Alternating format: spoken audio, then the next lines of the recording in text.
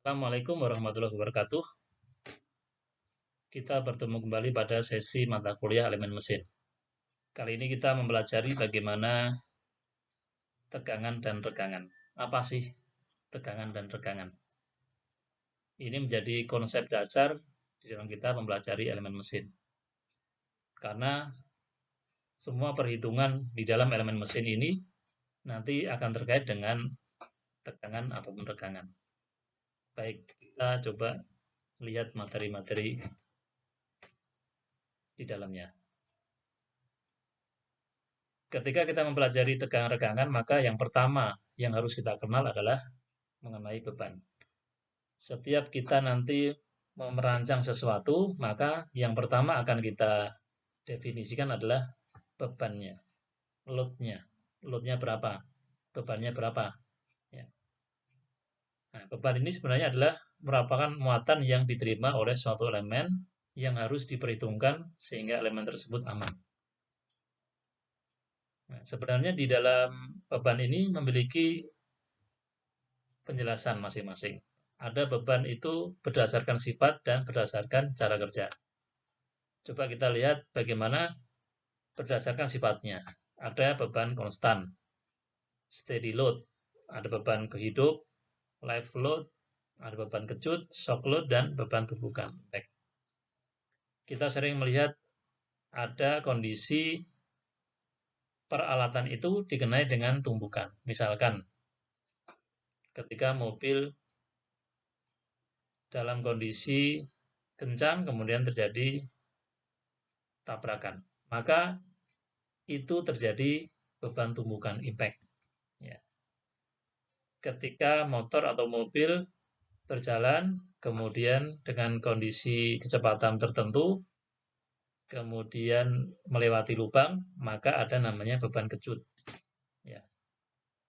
Nah, beban kecut, beban tumbukan ini tentunya kan dikenai pada kondisi atau area tertentu di dalam peralatan tersebut. Ya, tumbukan misalkan impact yang terjadi pada mobil tadi. Maka yang menjadi perhitungan yang akan digunakan pada beban impact ini adalah pada bagian-bagian tertentu yang mengalami yang akan dimungkinkan mobil itu akan menabrak. Ya, maka di situ adalah perhitungan beban impact. Kemudian terkait beban kecut tadi, bagian-bagian tertentu, ya dengan kasus tadi maka motor atau mobil di bagian bawah itu maka ada namanya perhitungan beban kecut. Dan kita sudah mengenal namanya shock breaker ya, shock absorber. Bagian-bagian yang akan meredam kejutan. Nah, tentunya bagian-bagian ini, load ini, ya, beban ini menjadi dasar utama kita merancang. Nanti akan terkait dengan perhitungannya, terkait dengan materialnya, ya. Sehingga material atau bahan dari bagian yang kena kecut, mekanismenya itu akan berbeda dengan bagian-bagian yang konstan, yang tidak pernah mengalami kejutan ataupun tumbukan. Baik, kemudian berdasarkan cara kerjanya, bahwa beban ini ada yang mengarah pada gaya aksial, ada yang arahnya adalah gaya geser, ada berdasarkan puntiran, ya, putaran, torsi ataupun momen puntir. Ada yang berdasarkan kelenturan, ya, momen lentur.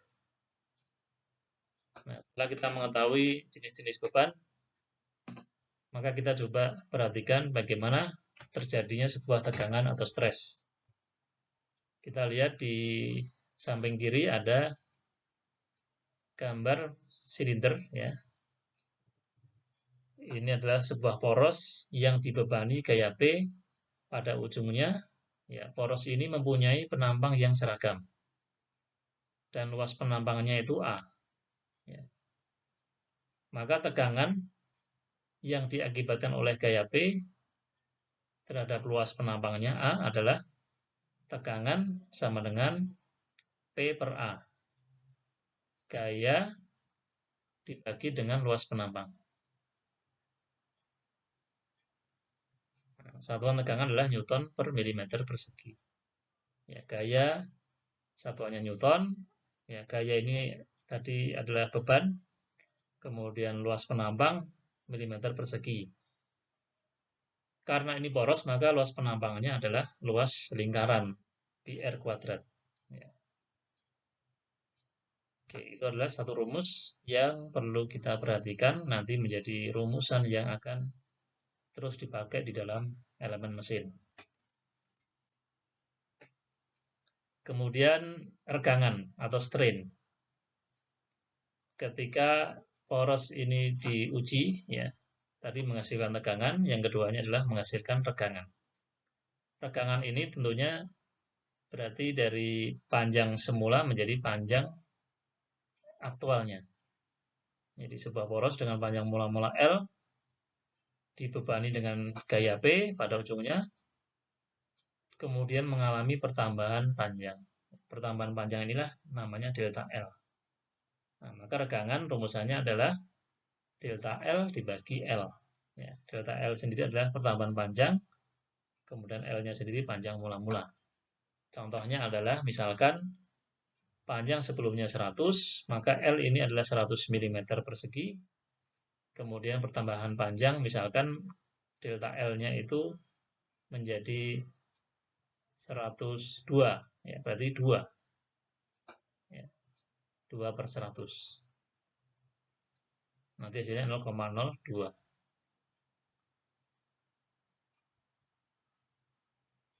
Oke, kemudian dari uji gaya tadi, beban, ya, ini adalah bagaimana prakteknya. Ya. Ketika kita tadi melihat gambar ini, sebenarnya ini adalah uji tarik. Ya. Ada sebuah poros diuji tarik. Ditarik sampai dia mengalami stres ataupun regangan tertentu. Nah, ini adalah hasil dari proses uji tariknya. Ya. Hasil uji tarik pada poros tersebut, ya, kemudian menghasilkan grafik. Ya. Bagian sebelah kiri adalah stres atau tegangan, yang bagian X adalah strain. Nah, ini awal mula poros diuji tarik, ya, kemudian menghasilkan pada titik proporsional A. Kemudian terus dilakukan penarikan pada kondisi elastis, ya. Kondisi elastis berarti material itu masih bisa kembali pada posisi semula. Ya, misalkan pada kondisi P ini dari panjang 100 sudah menjadi 100,1, ya. Tapi pada kondisi elastis masih bisa kembali lagi ke 100. Kemudian penarikan terus masih dilakukan sehingga muncullah titik C, ya, titik mulur.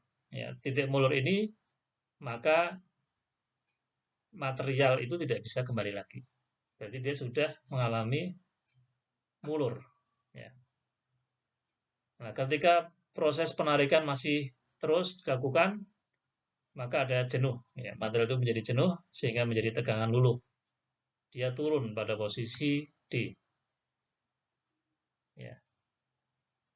Proses masih dilakukan karena kita ingin menguji material sampai putus untuk mengetahui stresnya yang paling tinggi berapa. Ya, dilakukan terus-terus sampai dengan nilai E. Ya, nilai E ini kemudian menjadi tegangan tarik yang maksimal. Ya, setelah nilai ini, maka material itu akan putus atau sudah tidak bisa kemudian memberikan stres yang tinggi. Ya, maka putusnya digambarkan dengan G ataupun F. Ya, bisa putus ke atas ataupun ke bawah.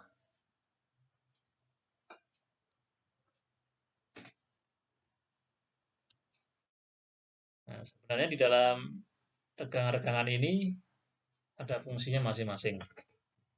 Dari diagram tegangan-regangan, bahwa daerah elastis ini merupakan daerah yang digunakan untuk desain konstruksi mesin. Ya, desain konstruksi mesin maka membutuhkan daerah elastis. Daerah plastis, ya, itu adalah digunakan untuk proses pembentukan material. Jadi kalau kita proses pembentukan